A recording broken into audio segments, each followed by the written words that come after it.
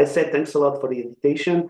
So I try to remain brief. I'll just speak of the macro economic and social problems up to now. I won't enter into the repression or the juridical problem, the repression of the opposition, just an economic and social background.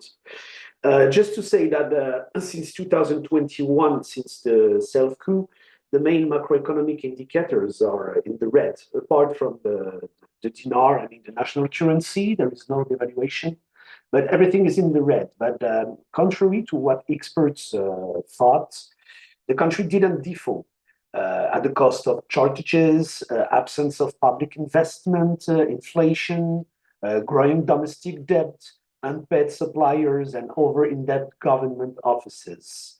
And what is more is that nothing happened, or revolt.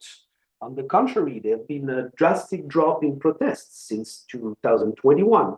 There is a president popular, thanks to repression, of course, but to the exploitation of nationalism, sovereignty desire, anti-Western feeling.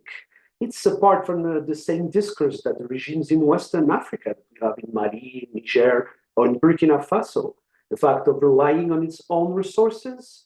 There is a kind in Tunisia of collective expiation in the sense that people say that they prefer suffering rather than be driven by the West or a corrupted elite.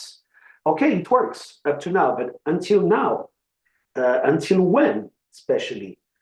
Since February, this February of this year, there is an acceleration of the social crisis.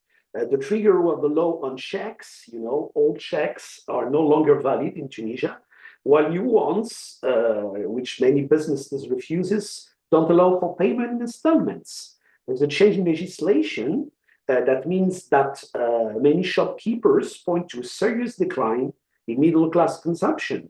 It's something new. Most transactions between wholesalers, retailers, middle-class consumers, and goods and service providers have ceased.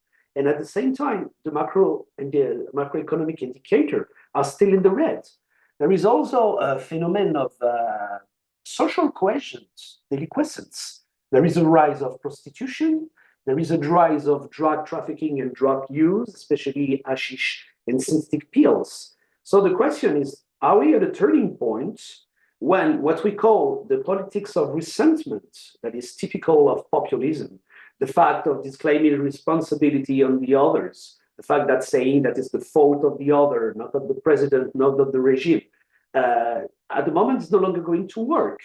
And at this moment, people will be called to account, will give the responsibility to the regime.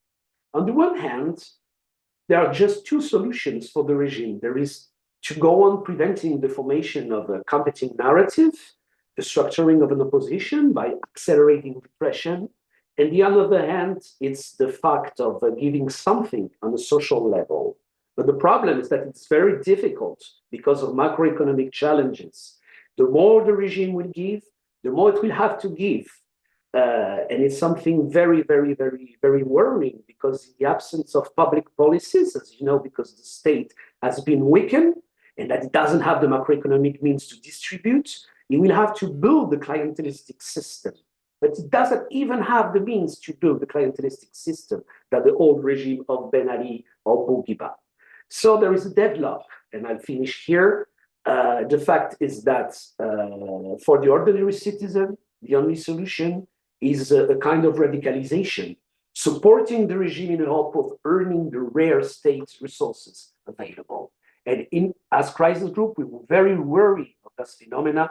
It means that there is a possibility of radicalization of President Said supporters that might cause violences, research of new scapegoats, formation of vigilance groups.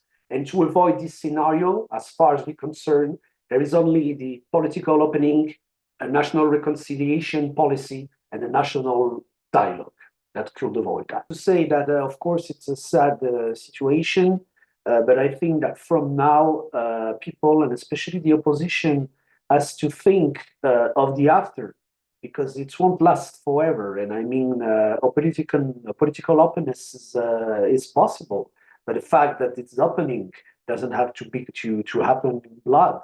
I mean, I hope that things will remain peaceful and that there will be not a comeback to democracy, but I mean something, a genuine reform of state to gain rule of law and much more liberty of freedom.